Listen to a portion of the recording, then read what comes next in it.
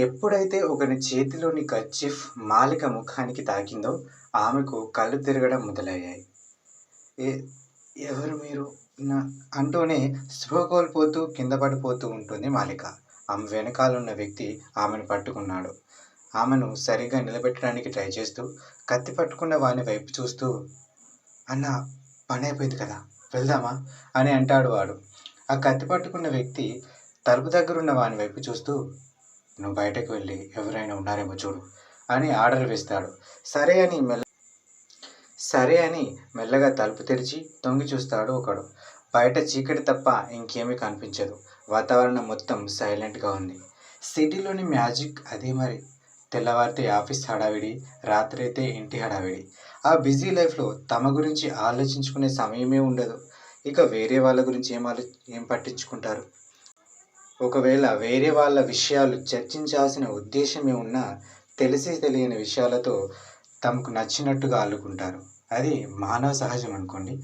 అవన్నీ వదిలేస్తే అందరూ మాలిక వాళ్ళ ఇంట్లో నుండి బయటకు వచ్చారు. మాలికని ఇద్దరు పట్టుకుని కారులోకి ఎక్కిస్తుంటే మిగిలిన ముగ్గురు చుట్టుపక్కల గమనిస్తున్నారు. ఇంతలో వాళ్ళకు కొద్ది దూరం నుండి ఒక కార్ లైట్స్ తమ వైపే వస్తున్నట్టుగా కనిపించడంతో, "రే, ఎవరో వస్తున్నారటే, తొందరగా ఎక్కండి. ఎవరైనా లేచారంటే పెద్ద రచ్చవుతుంది. మనం దొరికిపోదాం" అని అంటాడు ఒకడు. అప్పుడే అందరూ కారు లోపలికి ఎక్కేశారు, ఒక్కడు తప్ప.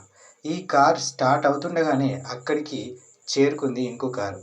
ఆ కారులో ఉన్నది ఎవరో కాదు, ధనుష్. అతను కంగారుగా కొందరు వ్యక్తులు లోపలికి వెళ్ళడం గమనించాడు. దానికి తోడు తన కారును చూసి ఏదో పిచ్చుకుక్క తరిమినట్టుగా పరుగు లంఘించింది ఆ కారు. ఆ సీన్ మొత్తం చూడగానే ధనుష్కి కొంచెం అనుమానంగా అనిపించింది, కానీ పట్టించుకోలేదు. అప్పుడే అతని చూపు మాలిక వాళ్ళ ఇంటి గడప వైపు పడుతుంది. అటుగా చూసిన అతనికి ఆ డోర్స్ పూర్తిగా ఓపెన్ చేసి కనిపిస్తాయి. వాటిని చూడగానే అతనిలోని అనుమానం బలపడుతుంది. వెంటనే మాలికకు కాల్ చేస్తాడు. ఏ జవాబు రాదు. మళ్ళీ కాల్ చేస్తూనే తన కర్నూలు నుండి కనుమరుగవుతున్న కారుని చూస్తున్నాడు. ఈసారి కూడా ఎవ్వరూ లిఫ్ట్ చేయరు. మాలిక కాల్ లిఫ్ట్ చేయడం లేదు, వాళ్ళ ఇంటి డోర్స్ తెరిచున్నాయి అని ఆలోచించడం మొదలు పెడతాడు ధనుష్. అంతా ఒకసారి రివైండ్ చేసుకున్న అతనికి ఎక్కడో ఏదో తేడా కొడుతుంది. అందుకే ఏదో తేడా జరుగుతుంది అని కార్ గేర్ మార్చి తన ముందు వెళ్ళిన కారుని ఫాలో అవ్వడం స్టార్ట్ చేస్తాడు ధనుష్.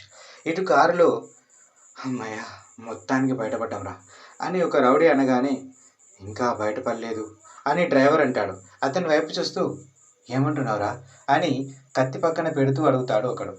సైడ్ మిర్రర్ నుండి వెనక వస్తున్న ధనుష్ కార్ని చూస్తూ, "అటు చూడు, ఆ కార్ మన వెనకాల వస్తుంది. బహుశా మన మీద అనుమానం వచ్చినట్టుంది" అని అంటాడు. ఆ కత్తి పక్కన పెట్టిన వాడు చూడ్డానికి వీళ్ళకు లీడర్లా అనిపిస్తున్నాడు.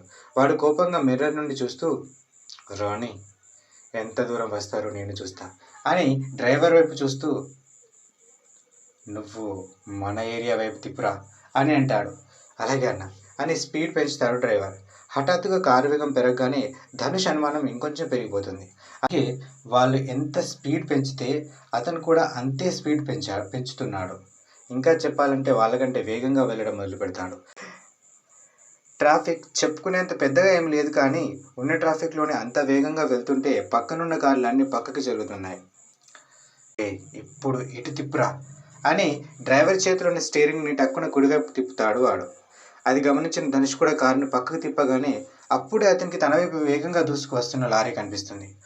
"ఓ" అని స్టీరింగ్ని గట్టిగా పట్టుకొని స్పీడ్ పెంచగానే ఢీ కొనడానికి వచ్చిన లారీ బారి నుండి జస్ట్ మిస్లో బయటపడతాడు ధనుష్. కానీ కారు అతని కంట్రోల్ దాటిపోతుంది. అది అర్థమవగానే "ఓ" అని కారును మళ్ళీ బ్యాలెన్స్ చేయడానికి ట్రై చేస్తూ ఉంటాడు. ఇప్పటికీ తన ముందు వెళ్తున్న ఆ రౌడీల కారు చాలా స్పష్టంగా కనిపిస్తుంది. మొత్తానికి ఏదో ఒకటి చేసి అని వేగంగా శ్వాస తీసుకుంటూ ఉండగానే మళ్ళీ మాలిక గుర్తుకు వస్తుంది. వెంటనే కార్ స్టార్ట్ చేస్తాడు. కంగారుగా, ఆందోళనగా, "నా మనసెందుకు మాలిక డేంజర్లో ఉందని చెప్తుంది? నిజంగా మాలిక డేంజర్లో ఉందా? మాలిక మ్యాటర్ పక్కన పెడితే ఆ కార్ మాలిక వాళ్ళ ఇంటి దగ్గర ఏదో చేసింది. ఒకవేళ ఆ కారులో ఉన్నది అమ్మ చెల్లిని కిడ్నాప్ చేసిన వాళ్ళ" అని చుట్టూ చూస్తూ ముందుకు పోతున్నాడు. కానీ ఎప్పుడైతే మాలిక వాళ్ళ చెల్లి ఆలోచన వచ్చిందో అతనిలోని ఆతృత, ఉద్వేగం ఇంకా పెరిగాయి. మట్టి రోడ్డు పైన వెళ్తున్న అతనికి కొంచెం దూరంలో ఆగిన అదే కారు కనిపిస్తుంది. దాని లైట్స్ వెలుగుతూ ఆరిపోతున్నాయి. అక్కడ చాలా సైలెంట్గా ఉంది. దానికి కొంచెం దూరాన అతని కారును ఆపి ఎవరు కనిపించడం లేదు అని అనుకుంటూ కారు నుండి అన్ని అబ్జర్వ్ చేయడం స్టార్ట్ చేస్తాడు ధనుష్. అతను చాలాసేపు చూశాక కూడా ఎవరూ కనిపించకపోయేసరికి ధనుష్లో కొద్దిగా భయం మొదలైంది. అతనిలోని ఆతృత అతనిలోని భయాన్ని కంటే ఎక్కువ పెరిగిపోవడంతో మెల్లగా కారు దిగుతాడు.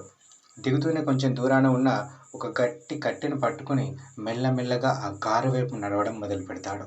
అక్కడ నిశ్శబ్దం ఎంత భయంకరంగా ఉందంటే అతను వేస్తున్న అడుగుల చప్పుడు అతనికే వినిపిస్తుంది. అతని ఒక్కొక్క అడుగు ఆ కారు వైపు వెళ్తున్న కొద్దీ అతనిలోని ఆతృత పెరిగిపోసాగింది.